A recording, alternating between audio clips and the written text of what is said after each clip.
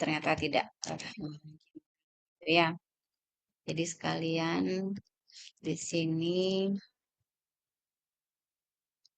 kita akan lihat petanya ya. Ini gimana caranya? Oke. Banyak hal yang ingin saya sampaikan ke adik-adik bahwa ada perubahan gitu. Tetapi mudah-mudahan saja terkejar dengan beberapa kondisi ya. Ini contohnya. Kakak-kakak tingkat itu skripsinya beban SKS-nya hanya 6. Apa saya diizinkan membagikan layar terkait mapping kurikulum sedikit ya? Karena sulit sekali bertemu adik-adik dalam forum yang besar, takutnya biar enggak nanti KRS-an kok beda sama kakak saya gitu ya, biar enggak kaget ya. Saya bagi saja ya. Oke, saya lihatkan dulu. Ya, agak kicik-kicik tapi masih kelihatan, masih terlihat ya. Oke, yang tidak ada background page-nya adalah milik adik-adik. Ya, yang ini adalah milik kakak tingkat yang ada background page ya. Kita mulai dari atas. Oke, nggak terlalu berbeda, tetapi ada perbedaan. Gitu, oke. Jadi ini kita sudah lalui bersama-sama mirip gitu ya. Tapi ini saya pindahkan ada beberapa CSL. Sekarang ini ya adik-adik ya sedang jalani ya. Kemudian eh, CSL-nya masih sama, ada 6 bahkan di sini. Jadi kalau ditambah yang di atas itu ada 5, berarti adik-adik ada 11 ya CSL yang akan diujikan di OSC. Oke? Jadi tidak usah kaget nanti, wih kok banyak belajarnya gitu ya. Oke, ini sudah saat ini sedang informatika kesehatan, betul ya? Travel health, bahasa Inggris, kedokteran, dan Pancasila. Ada beberapa yang dulunya adalah Trihita Karana dan bahasa Indonesia gitu ya, sekarang beda. Nanti di semester 3, ini sudah advance ya. Jadi nanti di review sedikit tentang anatomi muskuloskeletal, habis itu adik-adik akan belajar kelompok penyakit terkait hmm, penyakit infeksi, penyakit degeneratif, sorry, congenital, infeksi degeneratif, trauma berkaitan dengan muskuloskeletal. Gitu ya. Sistem indera juga seperti itu. Jadi sudah ke arah klinis. Oleh karena itu, basic keilmuan hanya ada di tahun pertama adik-adik. Ya. Jadi kalau adik-adik mau belajar, kan sekarang lagi belajar ya, akan belajar nih di blok 2. Bagaimana sih kok bisa terjadi demam? Gitu ya. Nah, di sini demam terjadi pada kondisi infeksi muskuloskeletal. Jadi tidak lagi adik-adik bertanya kenapa kok bisa demam, gitu ya. Berbeda ya. Di sini sudah terkait dengan organnya, apa yang terjadi pada organ tersebut. Tapi bagaimana prosesi semua patofisiologi dasar, bagaimana sih radang akut, radang kronis, yang seperti itu sudah merupakan dasar yang sudah adik-adik dapatkan. Enten ya? Nah ini, nah saya mau menunjukkan, ini saya masih diskusikan apakah bisa sedini mungkin untuk ini King ya, eh, memberikan kateter di sini nanti saya bisa petakan. Jadi kalau CSL masih bisa berubah-berubah, tapi kalau ini masih tetap sama ya. Oke, ini sepertinya akan saya pindah dulu. Nah, kita lihat di sini ya. Ini adik-adik akan diminta untuk membuat belajar lah, belajar publikasi ilmiah draft. Nah, ini kenapa? Karena kebanyakan di semester 6 adik-adik tidak memiliki syarat yudisium kemarin, teman-teman apa kakak tingkatnya. Jadi sangat sulit. Kalau dari sekarang di semester 5 adik-adik sudah punya draft publikasi, kemudian di pertengahan di akhir semester 5 sudah publikasi. Kami berharap di semester 7 adik-adik sudah lancar yudisiumnya. Gitu ya. Jadi tidak apa namanya? Tidak bingung lagi gitu. Apa sih yang perlu diselesaikan? Apa sih syarat yudisium yang belum selesai gitu nggih. Kalau di sini sudah selesai, maka adik-adik akan gampang untuk setelah laporan skripsi, tidak memikirkan publikasi, langsung sudah bisa yudisium, langsung wisuda. Langsung karena semuanya bersama, tidak ada yang tertinggal. Oke. Jadi gini adik-adik, dulu hanya 6 ya, hanya 6 SKS untuk skripsi. Jadi cuma ada mata kuliah ini dulu kakak tingkat. Mari kita lihat ya. Ini ya, saya warnain dulu ya. Sekarang ini menjadi jumlah naik 10 SKS. Mana dibagi, adik-adik di semester 6 itu harus ada seminar proposal. 2 SKS di sini. Jadi jangan sampai ada yang tidak seminar proposal di semester 6. Oke. Kalau bisa dari sekarang buat draft publikasi masih jauh sih ya. Santai-santai dulu kayaknya di sini masih adaptasi dulu, jangan saya bebanin dulu. Yang penting ke depannya tahu, oh ternyata ke depan tuh makin berat gitu. Oke. Eh, ini sudah harus seminar. Bulan bulan Mei, adik-adik sekarang semester 2 ya. Hmm. 2028 berarti nggak? 2028 Mei ya. Itu adik-adik sudah seminar proposal. 2028 November yang paling cepat ya, sudah seminar hasil. Dua nilai ini sudah keluar. Oke? Jadi ini kan pastilah, ini kan kayak bonus lah, kayak mata kuliah kesehatan wisata gitulah. Merem aja dapat A, mudah-mudahan ya. Ini merem aja dapat A gitu ya. Nah, jadi adik-adik nanti Maret 2029 itu sudah koas, gitu ya. Bagaimana bisa selancar itu? Kerjasama kuncinya. Saling colekin temennya. Misalnya ada yang nggak pede gitu ya. Aduh, kayaknya aku IPK-nya lebih rendah dari dia. Masa udah di ACC sih? Nggak ada hubungannya, dek ya. Jadi kalau draft tulisan, kalau sudah di ACC pembimbing, ya maju gitu ya. Silahkan seminar proposal. Jangan lagi adik-adik menunda-nunda sampai akhirnya merasa belum sempurna, belum sempurna, belum sempurna. Enggak, maju-maju itu terjadi ya. eh Ya ini saya juga merasa bertanggung jawab. Jadi terjadi gitu dia merasa belum, akhirnya belum terus deh teman-temannya udah yudisium. Sangat disayangkan. Ya, jadi menurut saya itu bukan satu hal yang kesalahan murni daripada mahasiswa. Saya juga selalu merasa bersalah kalau ada mahasiswa yang nggak lulus gitu ya. Merasa mahasiswa yang ketinggalan gitu. Tetapi kembali lagi mari kita saling mengingatkan bahwa ada hal-hal yang harus. Ini Mei ya. Maksudnya Mei sudah mulai, bukan berarti Mei itu harus gitu ya. Adik-adik kan 145 ya. Jadi kalau 145 itu sudah mulai seminar proposal Mei, Juni, Juli, Agustus, September nggak liburan gitu ya. Nggak liburan kan? September udah kuliah lagi kan? Semester 7 pokoknya nggak liburan tuh. Siap-siap nggak liburan.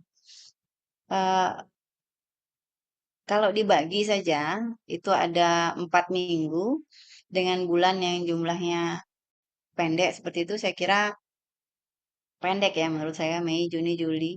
Oke, Agustus paling akhir.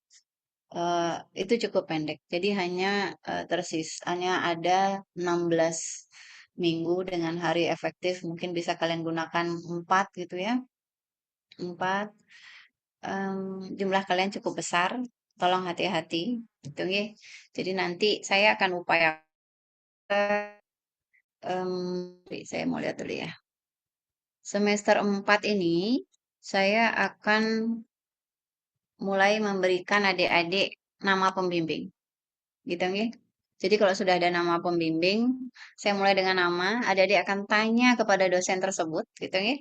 Tanya sama dosen tersebut, apakah ada payung yang harus saya ikuti. Misalnya Albert ikut payung saya terkait dengan travel health, kemudian biopsychosocial spiritual and traditional medicine. Silahkan pilih. Oh dia mau ekstrak daun uh, guinea gitu misalnya untuk menilai potensi pengobatan dengue pada pasien di klinik wisata Toya Ubud. Nah gitu misalnya nggih. Nah, itu silakan dikomunikasikan. Tapi biasanya adik-adik harus lihat payung-payung dari pembimbing satu. Pembimbing satu ya. Pembimbing satunya itu bisa disampaikan. Menurut saya tidak sulit kalau adik-adik penelitian tidak usah yang hebat judulnya yang sangat membingungkan. Tingkat kecemasan mahasiswa Fakultas Kedokteran menghadapi ujian OSCE integrasi semester akhir gitu misalnya. Karena mahasiswa kedokteran, jadi adalah prodi kedokteran, prodi kebidanan, keperawatan itu boleh variabel yang seperti itu, ya. Atau status demografi pasien diabetes dengan tingkat kepatuhan berobat gitu ya di puskesmas X boleh. Boleh dan tidak boleh, justifikasinya adalah apa sih latar belakangnya gitu nggih. Kenapa bisa seperti itu? Bagaimana adik-adik menyusunnya sebagai epidemiologi global gitu bahwa kasus DM tuh banyak gitu ya. Bahwa eh, untuk borderline daripada kepatuhan itu juga sebenarnya sudah tidak terlalu tinggi tapi kok kepatuhannya masih rendah. Misalnya seperti itu, silahkan dihubungkan ya. Jadi tidak harus yang invention banget gitu ya. Belum ada nih yang meneliti daun ini, nggak mesti kayak gitu. Tetapi itu juga tidak dilarang. Kalau adik-adik mau meneliti yang belum pernah ada, itu boleh. Yang tidak boleh adalah menduplikasi yang sudah ada. Misalnya kakak tingkatnya sudah gangguan kualitas tidur dengan frekuensi main game pada mahasiswa kedokteran. Tinggal ganti tahun. Adik-adik cuma ganti bab tiganya aja, ganti populasi. Tidak boleh, ya. Ambil sesuatu yang baru. Bagaimana sih kalau gaming sekarang tuh berbeda dong sama kakak tingkat yang 2 tahun lalu sudah meneliti gitu boleh. Ya, jadi ada hal-hal yang bisa disampaikan. Kami tidak menuntut inovasi yang sangat-sangat luar biasa, tetapi kami menginginkan adik-adik bisa membuat publikasi ilmiah.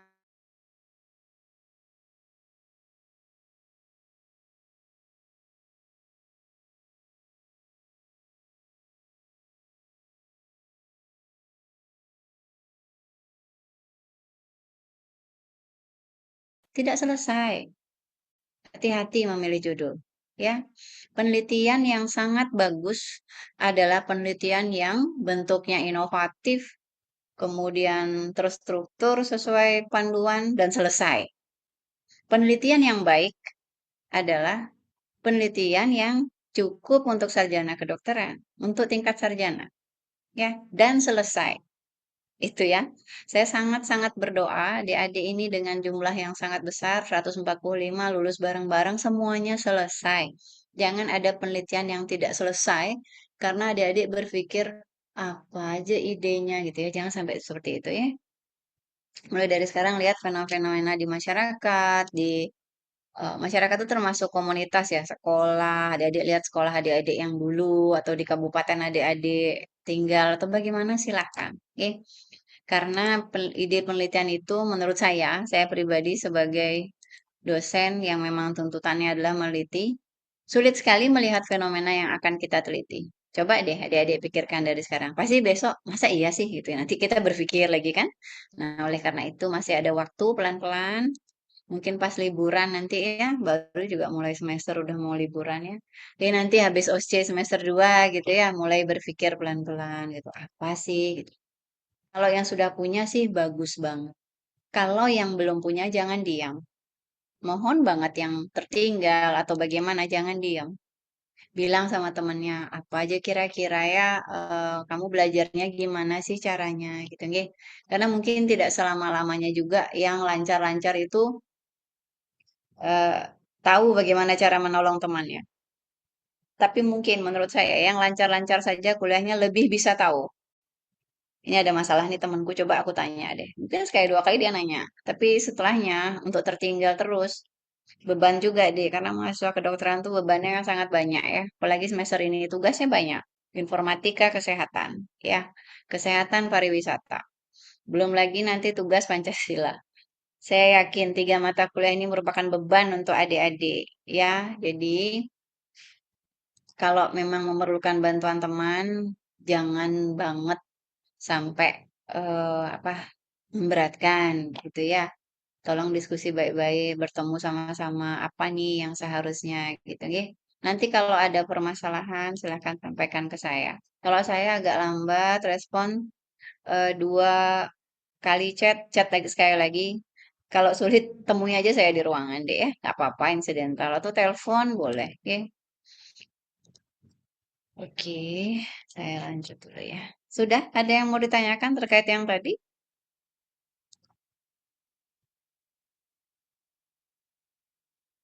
Mungkin saya izin bertanya, dokter. Silakan, silakan. Jadi kan dari yang saya cermati tadi dari penjelasannya bahwa nanti kita mendapatkan semacam dosen pembimbing seperti itu, nggih, dokter. Jadi ada dosen pembimbing satu, dua, dan tiga. Nah, semisal dari mahasiswa itu punya keahlian yang sekiranya mungkin tidak sesuai dengan apa yang direkomendasikan oleh pembimbingnya seperti itu, dokter. Misalkan dari dokter merekomendasikan untuk travel health, sedangkan dari mahasiswa itu cenderung ke biomedis seperti itu, dokter. Dan untuk itu apakah dari mahasiswa sendiri apakah tetap mengambil travel health atau boleh mengambil biomedis? Mungkin sekian pertanyaan dari saya, dokter. Terima kasih. Oke, terima kasih Albert ya. Jadi nanti saya petakan pasangan-pasangannya ya, pasangan-pasangannya. Nanti ya memang jadinya agak cepat-cepatan. Oke, siapa yang mau ambil ke sana? Jadi pendaftarannya berdasarkan kuota. Gimana kalau yang telat lihat? Ya kalau telat lihat pasti dapat yang sisanya. Bisa dipahami, Albert? Jadi setiap nama akan saya isikan kuota mahasiswa menjadi pembimbing satunya berapa, gitu ya. Pembimbing duanya berapa, gitu nggih. Tapi kami upayakan untuk memunculkan pembimbing satu dulu ya, minimal itu. Jadi kuotanya kami bisa lihat. Jangan sampai gontok-gontokan, berantem-beranteman. Kalau ada masalah, silahkan sampaikan ke saya. Saya yakin adik-adik sudah belajar dewasa. Kalau nggak meneliti itu, lalu diminta untuk misalnya pada nggak suka sama saya gitu ya, kayaknya aneh nih payungnya gitu ya, nggak akan ada yang milih deh gitu. Pada akhirnya saya akan mendapatkan di sisa-sisanya yang harus saya besarkan hatinya gitu ya, harus mau ya dek, nanti saya bantu ini.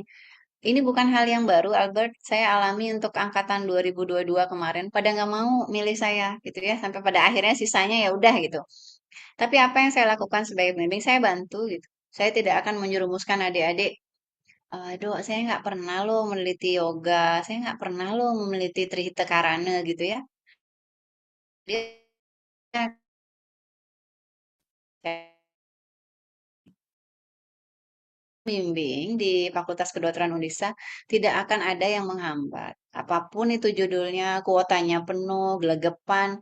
Waduh, aku baru ngisi form gitu ya. Ya nggak apa-apa. Gitu, nggih. Jadi jangan ketakutan adik-adik ya. Jadi jangan merasa baru lihat, waduh pembimbingnya ini udahlah gitu ya. Jangan seperti itu. Pembimbing di FK Undisa akan membantu. Yakinkan itu. Kalau ada permasalahan sampai tidak dibantu, sampaikan ke saya. Atau kalau adik-adik nggak yakin dengan saya, sampaikan ke yang lebih tinggi. Ke Bapak Dekan, ke Bapak Ibu Wakil Dekan, boleh.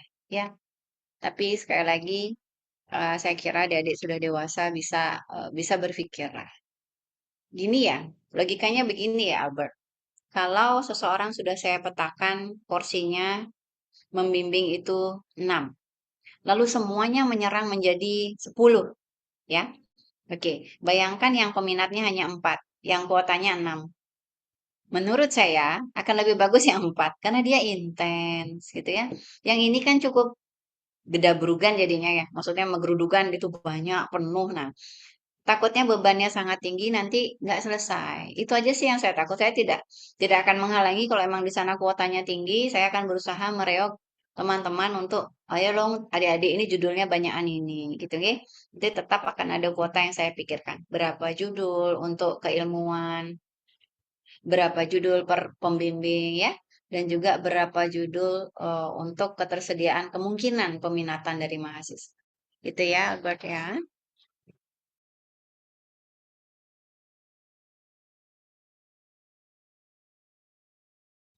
Oke, saya kira sudah berkenan, sudah cukup jelas ya. Sudah cukup jelas dokter. Terima kasih dokter. Baik, terima kasih. Nanti untuk terkait penugasan kita akan bicara belakangan ya.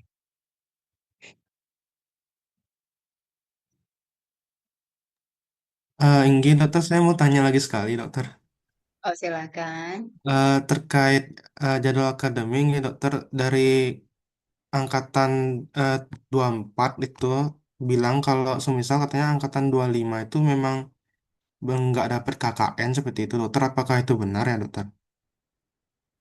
Ini lagi saya pikirin sepertinya akan dapat, tetapi tidak seperti KKN-KKN sebelumnya gitu ya. Jadi KKN-nya kemarin sih pimpinan fakultas minta tetap ada KKN, jangan sampai enggak. Gitu.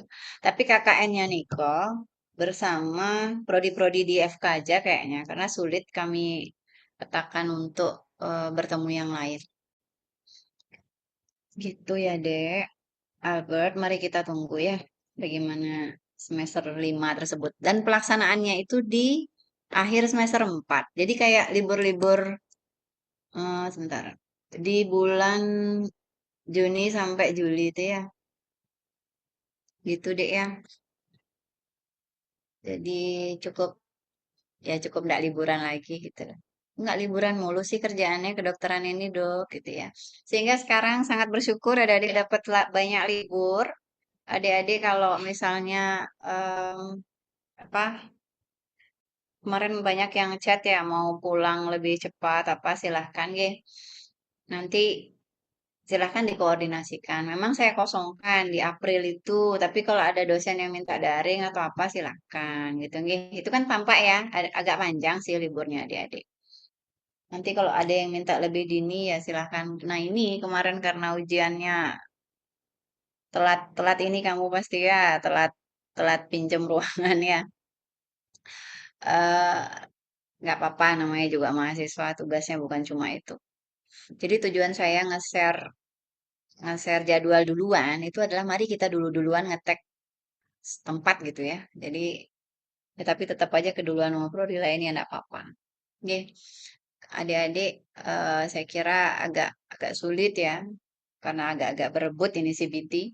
Jadi nanti harusnya liburnya lebih panjang, akhirnya harus lebih dini ya, balik ke sini 2 April kalau nggak salah ya. Jadi harus ke Diksa. Gitu ya adik-adik. Bagaimana Albert? Ada lagi? Lama-lama ini bimbingan PA ini di sini nih kayak. Oke dokter, tidak ada pertanyaan lanjutan lagi dokter. Terima Nggak kasih apa dokter. santai ya. Ini kalau saya yang ngajar pasti pertanyaannya memang seputar kehidupan belajar. Nggak apa-apa. Santai ya, Dek. Karena esensinya mungkin bisa adik-adik kejar sendiri. Ini adalah brief introduction to travel medicine. Jadi memang di kesehatan wisata ini tidak akan bisa semuanya saya berikan gitu ya, kami berikan, tetapi nanti saya akan berikan ke Albert berarti ya, peta tanggal-tanggal untuk sinkronus secara Zoom ini dengan teman-teman dosen yang di bidang lain gitu ya. Nanti karena cukup padat, jadi saya perlu bantuan dari teman yang lain.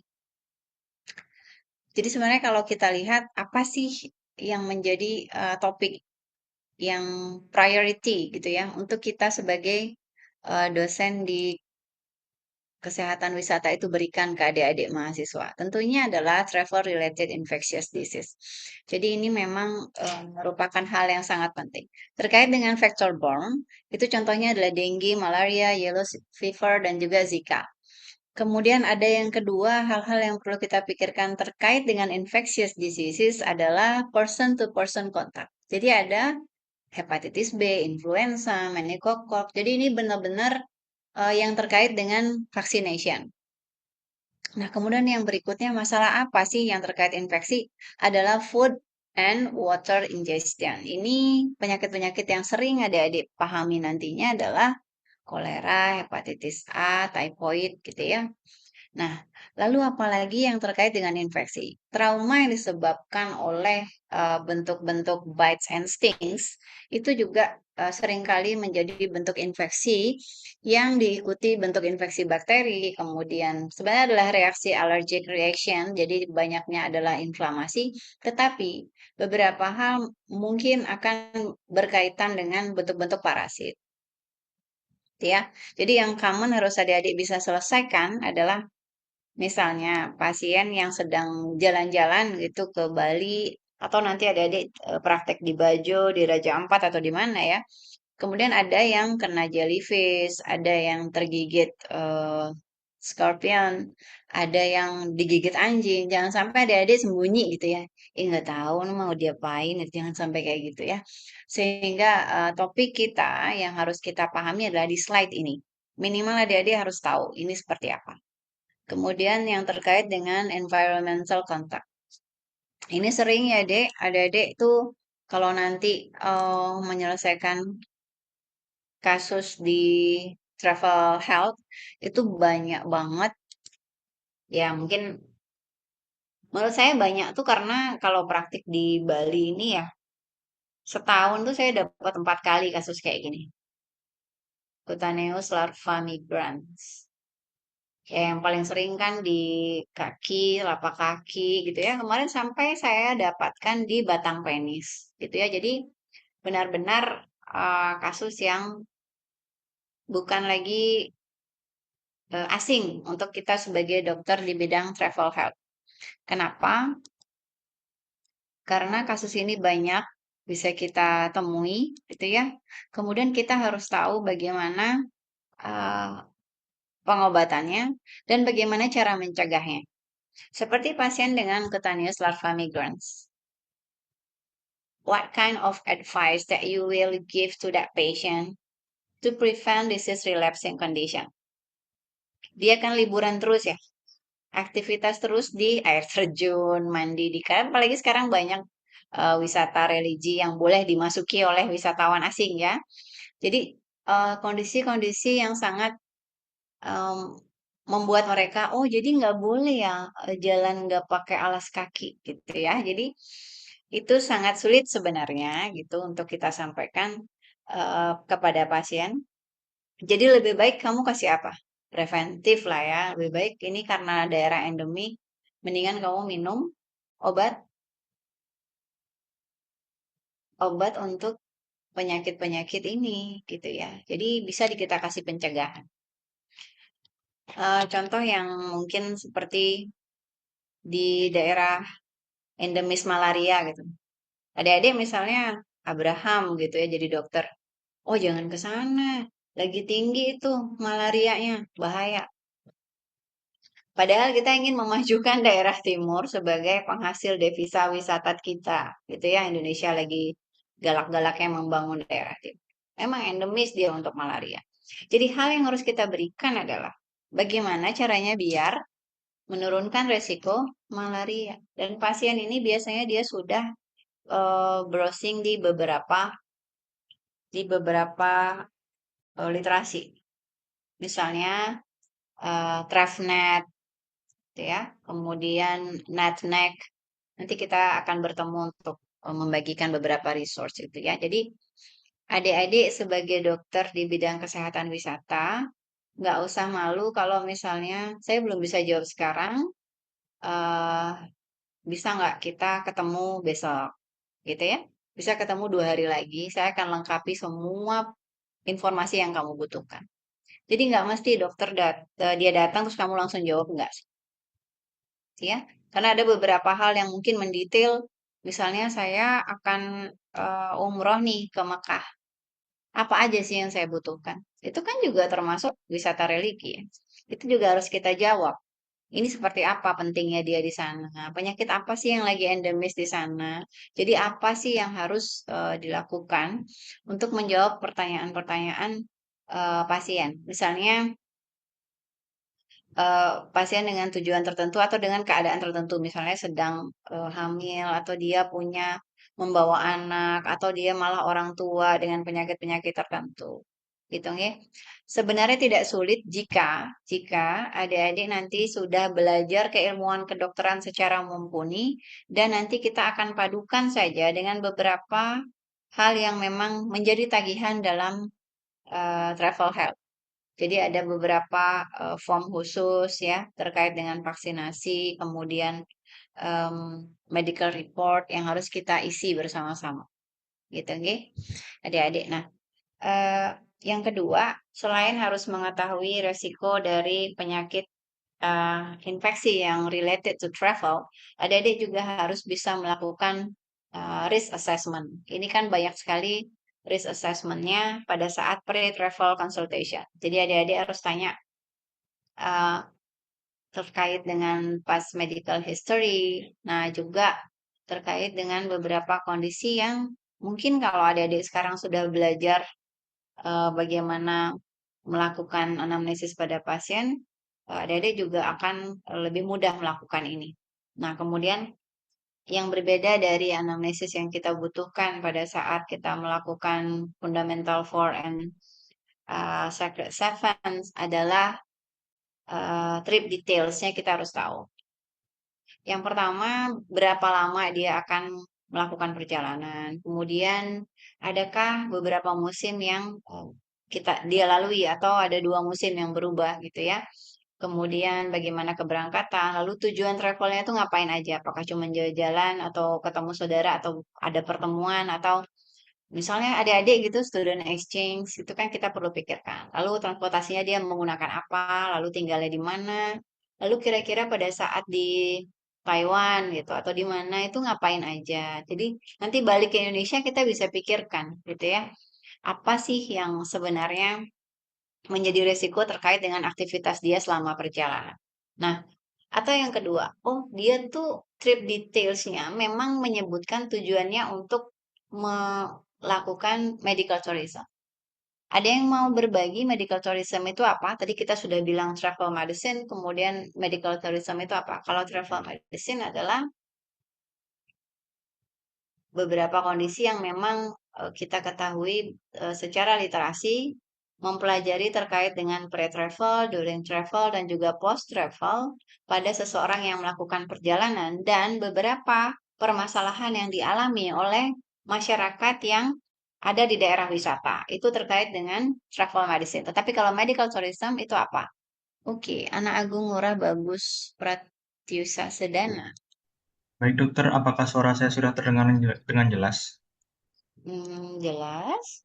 Baik dokter, izinkan saya memperkenalkan diri terlebih dahulu. Perkenalkan nama saya Agung Bagus Pradsasrana, biasa dipanggil Pak Bisa dengan TK Digin dan Makir 051. Jadi, medical tourism itu adalah salah satu bentuk atau jenis dari kegiatan pariwisata atau tourism itu sendiri, yang dimana dia berfokus kepada kegiatan berpariwisata untuk mencari pengobatan. Karena memang di daerah tertentu biaya pengobatannya jauh lebih mahal di dalam negara sendiri dibanding di wilayah yang lain begitu. Dengan biasanya itu dipengaruhi oleh biaya transportasi karena di antara dua pulau itu saling berdekatan. Misalkan kita contohkan itu adalah daerah Aceh yang dekat dengan Penang, karena di Penang itu teknologinya lebih maju, kemudian dari jarak pulaunya tidak begitu jauh sehingga transportasinya lebih murah, jadi orang-orang lebih mempercayakan untuk melakukan pengobatan ke Penang. Seperti itu, dokter.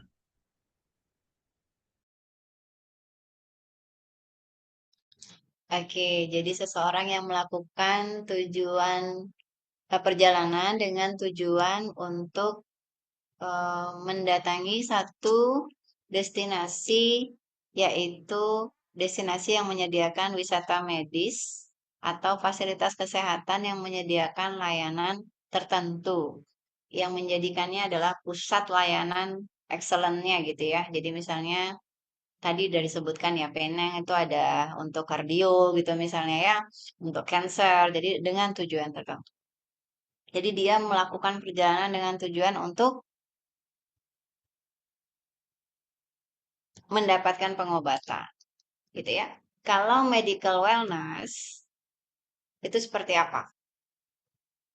Dia berkunjung untuk meningkatkan kebugarannya atau meningkatkan status kesehatannya yang saat ini mungkin juga sedang menjalani medical tourism. Misalnya orang kemoterapi harus di Bali, di BIH ya. Jadi sudah tahu ya, udah pernah lewat sana, gede banget ya dan bagus loh.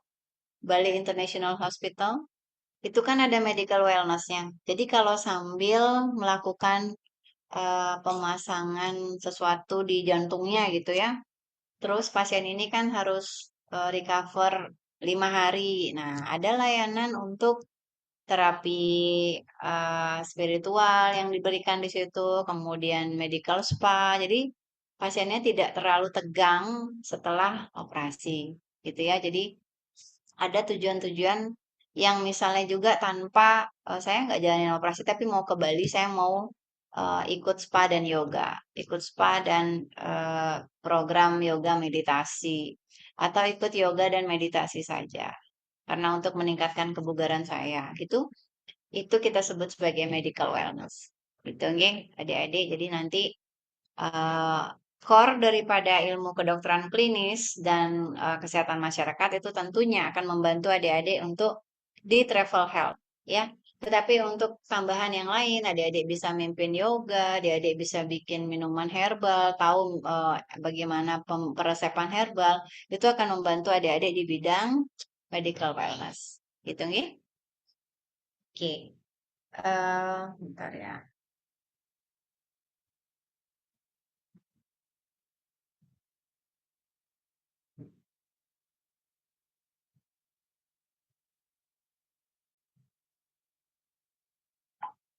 Ada yang ditanyakan dari apa yang saya sampaikan tadi? Nanti akan bersama-sama ya. Sebentar lagi saya akan kirimkan jadwal, biar adik-adik nggak bingung ya. Nanti mungkin di-share juga ke kakak 24-nya ya. Karena adik-adik kan bersamaan tuh untuk medical English dan juga bahasa Inggris kedokteran ya. Jadi biar tidak membingungkan, saya akan bagikan. Oke, sampai di sini sudah lumayan cukup kayaknya ya. Oke. Lalu yang perlu dipikirkan lagi adalah, tadi kan sudah itinerary-nya, apakah dia mau visit for relatives, mau temennya atau keluarganya gitu ya, atau mau tujuannya adalah benar-benar wisata, entah wisata medis atau benar-benar hanya untuk berlibur saja, mengunjungi tempat-tempat wisata, atau yang berikutnya yang tadi sampai dengan student exchange dan yang lainnya untuk bisnis, untuk sekolah, atau yang tadi mau medical tourism. Nah, yang berikutnya yang kita pikirkan dalam risk assessment adalah ini masuk ke grup khusus atau enggak. Lalu yang kedua, apakah pasien itu ini pertama kali jalan-jalan gitu ya, kan ada yang pertama kali atau ada yang misalnya kayak Karlina udah 5 kali ke Jepang, itu agak agak beda kita kan. Oh, Anda sudah tahu ya, kemarin yang pertama begini gitu ya. Tapi kalau yang prior, adik-adik benar-benar harus lebih detail. Itu maksudnya untuk melihat bagaimana traveler characteristics. Itu ya. Dan yang kedua, eh, apakah ada bentuk-bentuk resiko yang berkaitan dengan kemampuan toleransi dari sebuah satu satu individu. Meskipun itu terkait dengan budaya gitu ya. Atau yang kedua terkait dengan kondisi fisiologisnya sendiri sih tentunya ya. Misalnya kalau budaya gitu ya. Ada loh negara yang misalnya budaya memang untuk utama ya untuk kondisi kehidupan sosialnya tuh seperti ini gitu ya. Misalnya ramainya gitu ya lalu lalang. Di sini kan lintas naik sepeda motornya agak rame ya dibanding negara lain. Jadi ini juga merupakan culture shock yang luar biasa. Jangankan kita yang di Bali kemudian berlibur ke daerah timur itu pasti akan ada sedikit perbedaan culture. Kemudian adik-adik mau liburan ke Bandung, itu juga akan beda kan? Gimana sih di Bandung? Itu kan juga termasuk wisata ya, deh. Jadi jangan-jangan adik berpikir nanti begini.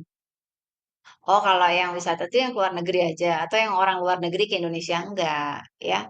Yang wisatawan dari Bali besok saya perlu Certificate of Health karena saya mau ke Dieng. Dia cuma ke Jawa doang loh. Tapi dia perlu konsultasi sama adik. atau dia mau ke Lombok, dia konsultasi sama adik gitu ya. Jadi itu juga termasuk perjalanan gitu. Nah, berikutnya adalah terkait dengan travel insurance. Dia punya travel insurance atau enggak? Ini sangat penting ya. Karena kalau travel insurance, dia akan menyebutkan berapa biaya yang tercover untuk pasien ini.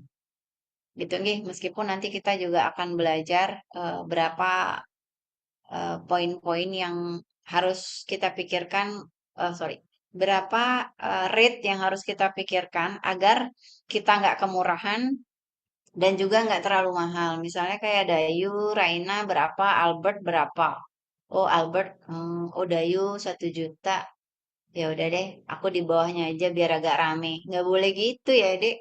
Jadi eh semuanya udah ada standarnya. Jangan sampai adik-adik eh, ya mungkin akan ada beberapa pasien yang wah kok segitu sih gitu ya. Dia pakai kemampuan keuangannya dia, bukan menggunakan rate internasional. Jadi nggak usah pikirin yang seperti itu. Nggak usah fokus pada satu yang menurut saya bisa ditinggalkan karena yang lain menganggap rate yang internasional yang bisa kita sebutkan itu yang penting. Gitu ya. Jadi jangan jangan sampai ketakutan untuk menetapkan tarif sesuai dengan rate yang seharusnya. Tetapi itu terjadi pada beberapa klinik, jadi dia pasang lebih murah atau apa. eh, Menurut saya tidak terlalu bagus seperti itu karena yang kita berikan adalah layanan dan kita akan bertanggung jawab dengan layanan yang kita berikan. Kemudian untuk kondisi yang berikutnya yang kita pikirkan adalah apakah dia em, hamil atau yang lain ya, jadi anak-anak atau orang tua dengan penyakit khusus gitu. Nah, ini yang menjadi penting apa aja poinnya selain yang tadi bahwa ada penyakit infeksi yang harus kita lihat terkait dengan endemis di satu daerah. Kemudian yang kedua adalah kemungkinan-kemungkinan yang terkait tadi gitu ya. Misalnya animal pun bisa menjadi hal yang penting untuk kita sampaikan. Nah, dalam pre-travel consultation maka kebanyakan ini yang kita diskusikan. Gitu nggih. Biasanya dia akan bertanya vaksinasi.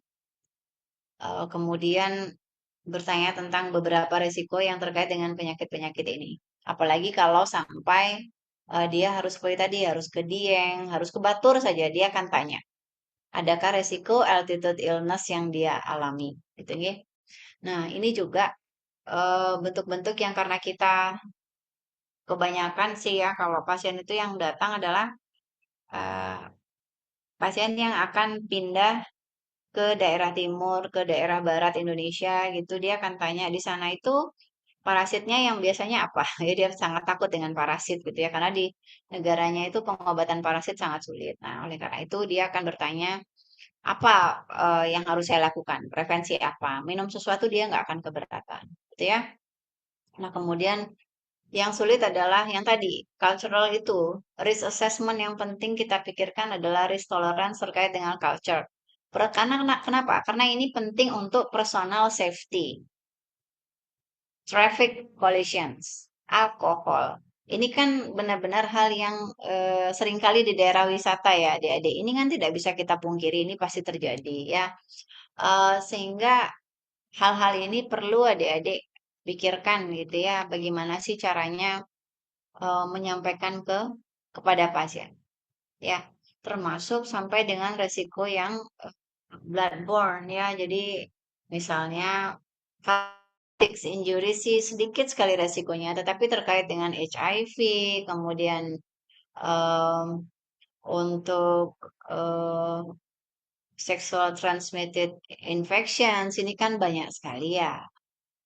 Kemudian untuk adik-adik juga perlu kalau misalnya disampaikan eh, membawa medical aids dan juga medical kits mungkin yang minimal lah untuk bisa dia sebagai P3K dia sendiri. Ya mungkin aja dia kan sukanya di villa yang tersendiri tersembunyi gitu. Jadi cukup 30 menit baru sampai ke praktik dokter atau ke klinik. Jadi sampaikan beberapa hal yang perlu Anda bawa. Kalau nggak kepakai kan nggak apa-apa ya. Tapi kalau sampai nggak ke bawah ini sangat berbahaya untuk resiko Anda. Misalnya dia punya, biasanya mereka sudah bawa sendiri sih. Kalau memang punya asma, punya penyakit-penyakit tertentu, mereka biasanya sudah membawa persiapan-persiapan khususnya sendiri. Nah, ini ya special groups of travel yang nanti em, kita akan diskusikan untuk beberapa kasus, mungkin tidak semua, pada topik di travel health ini. Seperti tadi yang sudah saya sampaikan, nah, atlet misalnya, dia atlet apa gitu ya, terus periode berangkatnya kapan, akan berapa lama, aktivitasnya apa. Jadi, pertanyaan-pertanyaan terkait pre-travel consultation pada satu pasien itu tidak bisa terjawabkan di saat dia datang tanpa appointment, adik-adik. Jadi biasanya pasien asing itu akan appointment ke kita, bisa nggak saya ketemu kamu hari ini? Atau hari apa kamu berkenan? Karena saya akan menanyakan ini, gitu ya. Jadi adik-adik malah udah lebih siap kalau misalnya bilang, oke, 2 hari lagi gimana? Oh ya nggak apa-apa, saya berangkatnya masih 3 hari lagi gitu. Sebenarnya kalau secara prinsip, 3 hari itu juga termasuk termasuk hal yang sangat terburu-buru. Karena pre-travel consultation itu minimal 2 minggu deh sebelum kita melakukan perjalanan, gitu ya. Jadi kalau 3 hari itu cukup dalam pemikiran adik-adik, nggak usah mikirin obat-obat yang harus diminum 1 minggu sebelum itu kan udah nggak ada gunanya ya. Karena dia udah bilang 3 hari saya bakalan berangkat. Dalam pikiran adik-adik adalah obat-obat yang diminum bisa bereaksi cepat pada saat itu atau bisa harus diminum pada saat itu sampai dia selesai travel atau selama travel. Misalnya 7 hari gitu. Ada obat-obat yang harus kita berikan. Oh ya udah sesaat sebelum berangkat kamu minum ya, sama nanti pada saat mendarat, gitu ya. Atau sesaat sebelum berangkat sampai dengan nanti balik lagi ya, karena ini memang efek prevensinya seperti ini. Itu ngede ya. Ini materi yang sebenarnya harus diberikan di semester yang agak tinggi, tetapi saya yakin adik-adik mampu untuk menyimpannya dan nanti akan mengaitkannya setelah menemukan beberapa mata kuliah yang lebih lanjut di semester berikutnya. Misalnya eh, mendapat kuliah terkait dengan penyakit tifoid gitu ya. Oh, vaksinasi tifoidnya dulu pernah dijelasin kalau untuk wisatawan di semester 2 gitu ya. Jadi kaitkanlah ke belakang sehingga apa yang sudah didapatkan sekarang mungkin eh, tidak akan dilupakan oleh adik-adik. Gitu nih. Dilupakan tempatnya aja, nggak usah diingat semua. Kalau diingat semua nanti stres. Yang penting tahu naruhnya di mana gitu. Oh, di folder ini kayaknya gitu ya. Oke, dari saya hari ini segitu dulu aja. Saya akan lihat kemajuan adik-adik untuk di e-learning. Maunya hari ini kita akan kuis, tapi saya akan open lagi deh kuisnya. Karena belum semua terenroll nih. Besok mungkin Komang Kaina tadi ya, yang akan menghubungi saya lagi ya terkait progres untuk course-nya ya, untuk kelas I. Itu aja dari saya. Saya mohon maaf kalau ada hal yang kurang berkenan. Saya izin meninggalkan room ya. Terima kasih, dokter. Terima kasih banyak, dokter. Terima kasih banyak dokter. Terima kasih banyak, dokter.